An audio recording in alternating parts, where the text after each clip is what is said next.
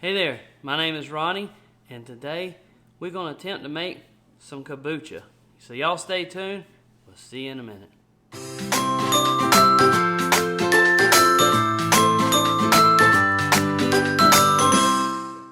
Kombucha is basically fermented tea. So this is a probiotic drink, and typically it has some carbonation in it. You can buy these in most stores. Some convenience stores sells them. Places like Whole Foods, Earth Fare, places like that sell it. There's actually some stores who make craft kombucha, just as the same as you would have craft beer. And also some people that make craft beer also make craft kombucha. So kombucha is basically, just like I said, it's a tea, black tea, green tea. Typically one of those two are used. And you're going to add sugar in it and it ferments. So why are we making this? It's supposed to be good for you. It is a probiotic drink. It has lots of healthy probiotics and different types of beneficial bacteria in it. So this is why we're making this. So let's get over here and show you what we need and what we're going to use and some ingredients. You're going to need a 1 gallon glass container. You're going to need some black tea here. I got organic. I'm using organic raw sugar. You're going to need a cup of this. You'll also need a Scoby. There'll be more on this later. You're going to start with 2 cups of filtered water. You're going to pour that into a pot on the stove and bring it to a boil.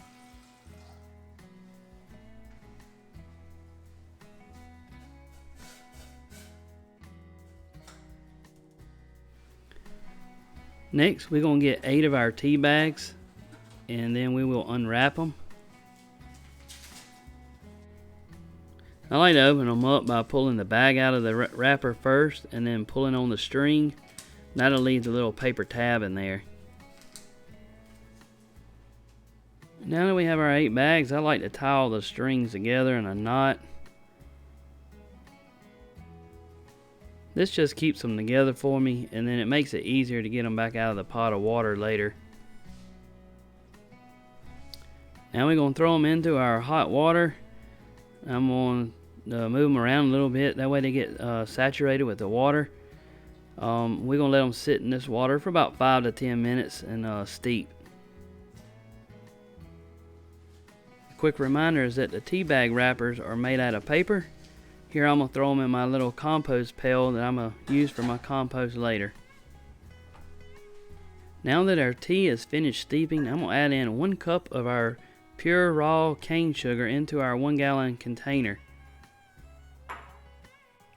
Next, I'm going to grab the tea bags and then I'm going to put them on the end of the stick. I'm going to wrap this string around there just so they can drain off. You don't want to smash the bags. You don't want to release too much of the tannins out of the tea. That'll, for some reason, I've read that can make the kombucha not do right. So we're just going to let it drip for a few minutes. Then once that's done, we're going to remove the tea bags completely out of here. Once you remove your tea bags, you can throw them into your compost pail as well with the tea bag wrappers.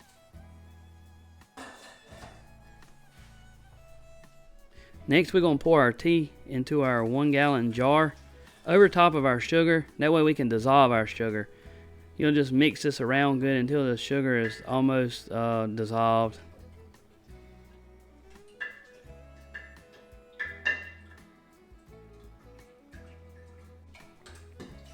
Finish filling up your 1 gallon container with filtered water.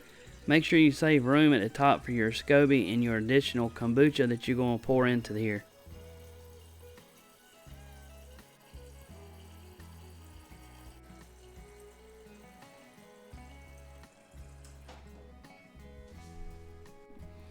You want to check the temperature on here and make sure it's not hot.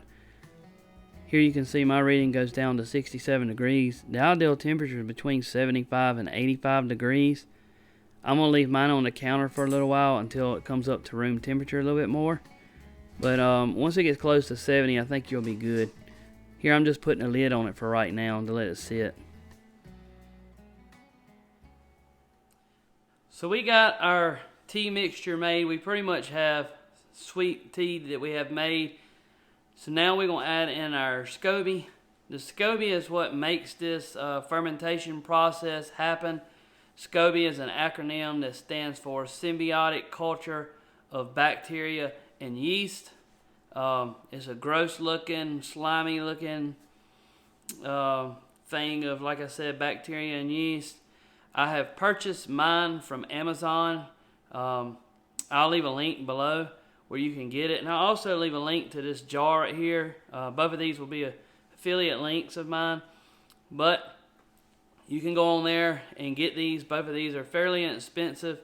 This will get you started. The Scoby comes in a little pack that has a little bit of kombucha in with it. That does two things. That is what we're going to add to our tea. That kind of helps jump start it along with the Scoby, and that also keeps the Scoby alive and well as it's being shipped.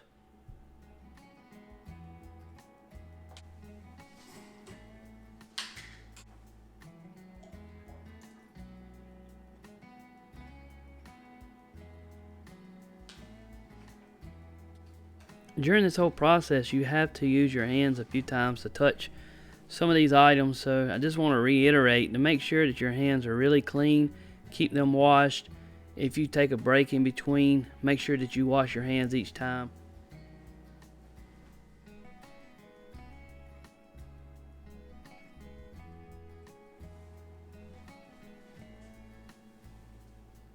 I'm going to cover it with some kind of a fabric and put a rubber band on it.